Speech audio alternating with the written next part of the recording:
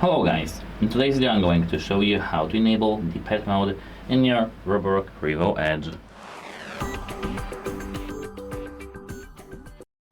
So here, as I can see, we have the ROBOROCK Qrevo Edge, and the first thing you need to do is to tap here, this gear icon. Now you need to tap the floor setting, cleaning setting, and scroll all the way down until you see the pet area deep cleaning. If you tap here this option, now it's enabled. But now you need to go back, scroll down to the Manage Maps, tap Edit Map, and here, as I can see, you do have here the Edit Surface, Edit Furniture, and No-Go Zone.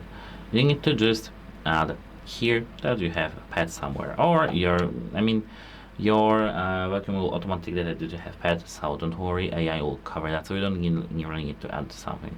Goodbye.